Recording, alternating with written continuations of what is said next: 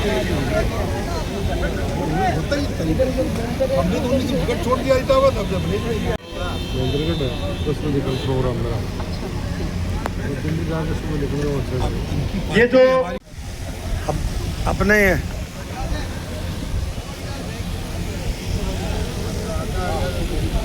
चूरू में 628वीं संत शिरोमणि जयंती धार्मिक समाज के द्वारा आयोजित करने वाले भारतीय जनता पार्टी के प्रदेश के मंत्री, हम सबके प्रिय नेता आदरणीय श्री सीताराम लोगारिया जी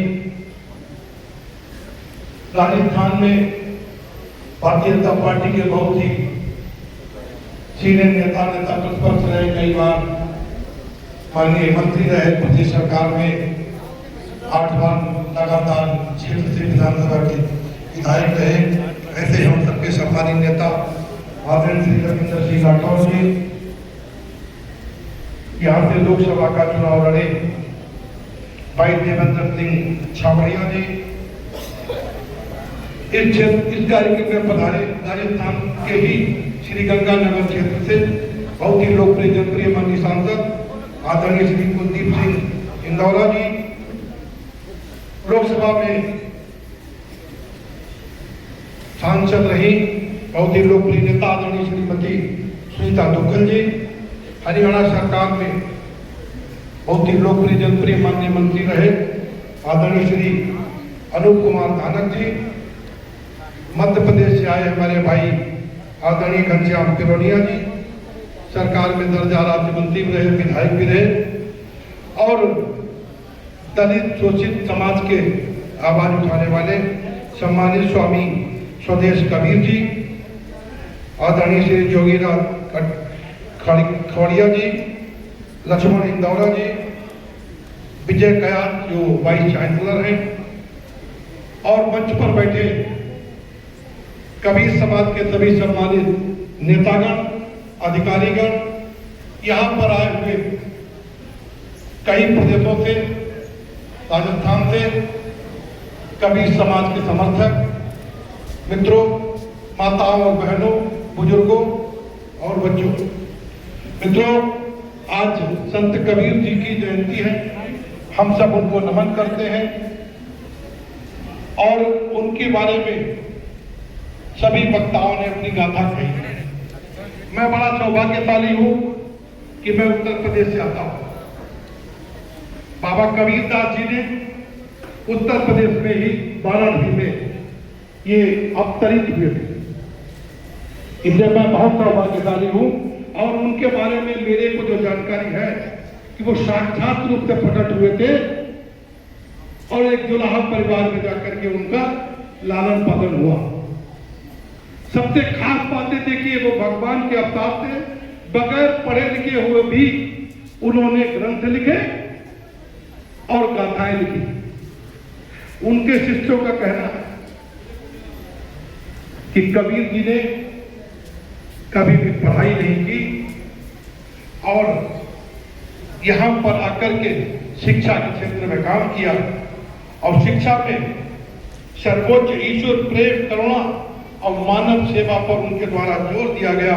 अब समाज की कुरीतियों को, बुराइयों को दूर करने का उनका प्रयास किया गया। उनका कहना था कि शिक्षा एक ऐसा माध्यम है जिससे आप पढ़ लिख करके, ज्ञानी बन करके अज्ञानता में चिराग जला सकते हैं। जैसे डॉक्टर भीमराव अंबेडकर जी ने कहा था, शिक्षित बनो, संगठित बनो, संघर्ष करो। उन्होंने कहा, जिसने शिक्षा जैसी शेरनी का दूध पिया वही दहाड़ा। ऐसे ही कबीर जी के विचार थे। मित्रों, कबीर जी की पैदाइश 1398 में हुई और हम सबको छोड़कर 1518 में वो चले गए। लेकिन उन्होंने समाज को आगे बढ़ाने के लिए कहा कि समाज को संघर्ष करना पड़ेगा, बगैर संघर्ष के कुछ नहीं होने वाला है। समाज में जब सामाजिक और धार्मिक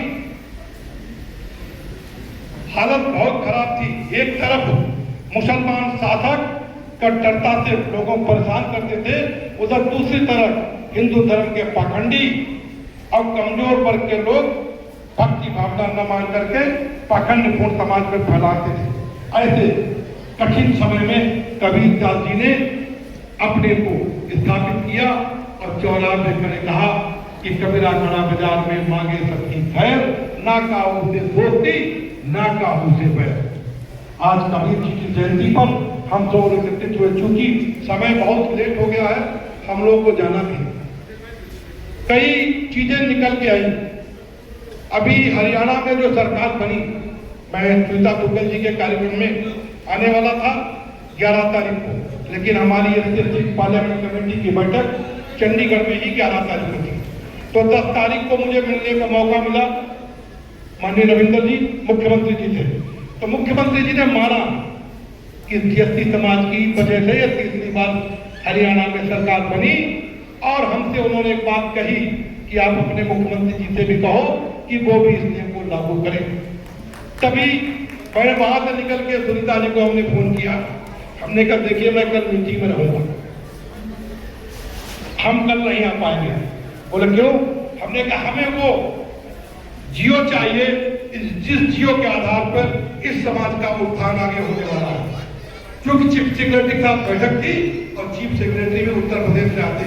जब मीटिंग में मेरा नंबर आया तो मैंने उनको कहा कि मुझे वो नियम और कानून तो बताइए जिसकी दम पर आपने सुप्रीम कोर्ट के आदेश को मालूम करके आरक्षण के अंदर आरक्षण लागू करने का काम किया।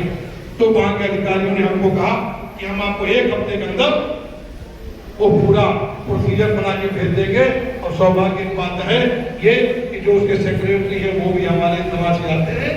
उन्होंने ही उस काम को बहुत तन्मयता से करके उसको बनाने का काम किया। और मुख्यमंत्री जी ने स्वयं बताया कि हम जब क्षेत्र में दौरा करने गए तो हमको कुछ लोगों ने घेर लिया, कहा कि अभी हमें आरक्षण नहीं मिलेगा तो हम बहुत आप लोगों की मदद नहीं कर पाएंगे। तो मैंने कहा कि जाइए आप सरकार बनाइए और मैं इस काम को लागू करूंगा।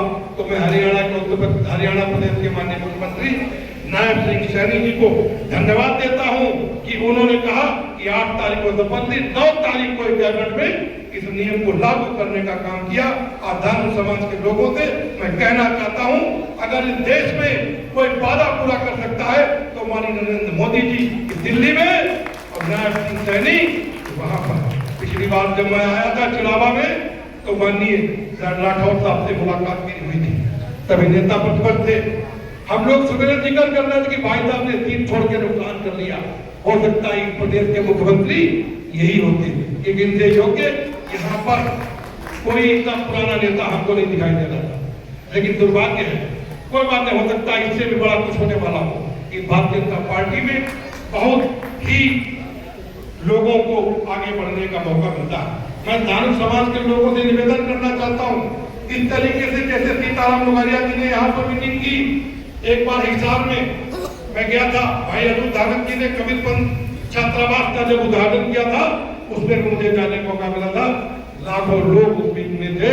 तो ऐसे हमको अपने पूरे देश भर में अलग जगानी पड़ेगी, एक टीम बना करके आपको काम करना पड़ेगा ताकि धार्मिक समाज आगे बढ़े।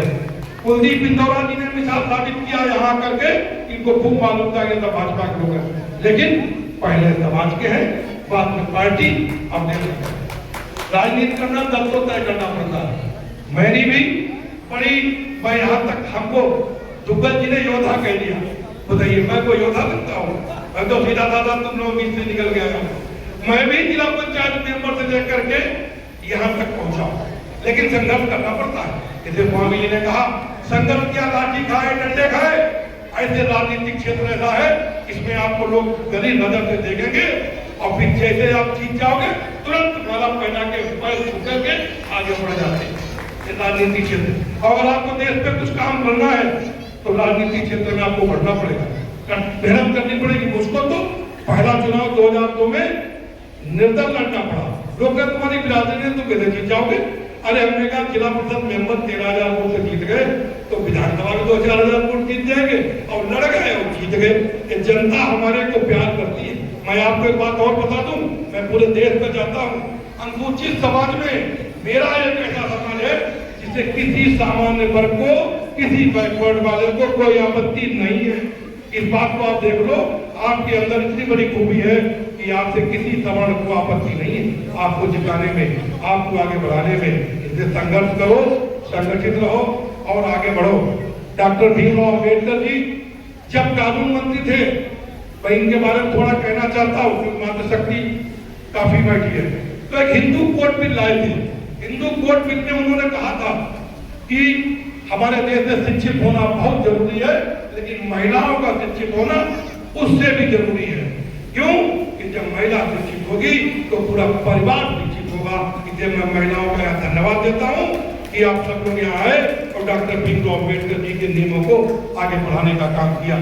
और सही मायने में तो डॉक्टर भीमराव अम्बेडकर जी के अनुयायी, और अगर कहीं कोई दिखाई देता है तो हमारे देश के सबसे माननीय प्रधानमंत्री आदरणीय श्री नरेंद्र मोदी जी।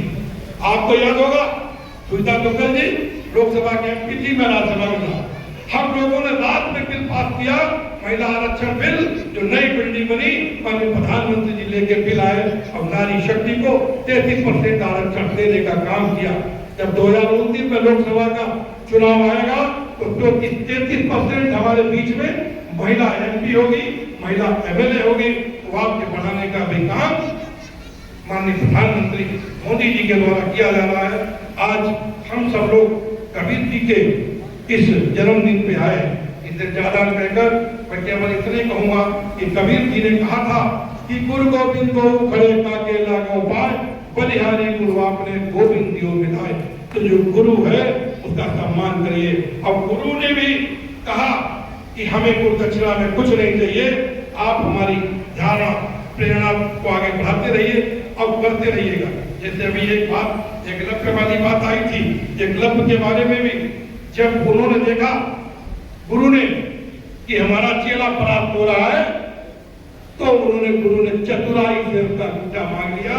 तो गुरु आपका आपके लिए कुछ भी चतुराई कर सकता है। इसलिए गुरुओं का सम्मान बढ़ाइए। अब कबीर जी को आगे बढ़ा के रखिए। कबीर जी ने एक बड़ा बहुत अच्छा एक दोहा लिखा था, निंदक नीले राखे आंगन कुटी सभाए, बिन पानी साबुन बिना निर्मल करे तो आए। आप में जो बुराई करता हो उसको गाली मत दो, उसके साथ भी रहो, तो आपको पता लग जाएगा कि हमारी कमी कहाँ पर है। तो अपनी कमी अगर हमने जान लिया तो निश्चित रूप से हम आगे बढ़ जाए। आज यहाँ पर आए हुए सभी लोगों का मैं पुनः एक बार अपनी तरफ से, अपनी पार्टी तरफ से सबका धन्यवाद देता हूँ कि आप लोगों ने यहाँ आकर के हमको सुना और डिमांड कर दो। जो बात अभी इन्होंने कही मैंने उस पर विचार किया। अकेले रविंद्र राठौर जी के ऊपर मत तक डाली। अगर आपको कुछ लेना है तो आपको एक योजना बनानी पड़ेगी। आपके बीच में बुद्धिजीवी वर्ग के लोग भी हैं, संत भी हैं, नेता भी हैं, व्यापारी भी हैं। सब लोग एक समिति बनाइए और इनके नेतृत्व में माननीय मुख्यमंत्री जी से, भजन लाल शर्मा जी से टाइम दीजिए और हम लोग कहें कि चल के हमको छात्रावास के लिए जमीन दो, और जमीन को दे देंगे। अगर सरकार जमीन, हम मानते हैं कि जरूर जमीन दे देंगे, तो हम लोग अपने फंड से भी और अन्य फंड से भी छात्रावास का निर्माण कराने का काम करेंगे। लेकिन जमीन पहले चाहिए।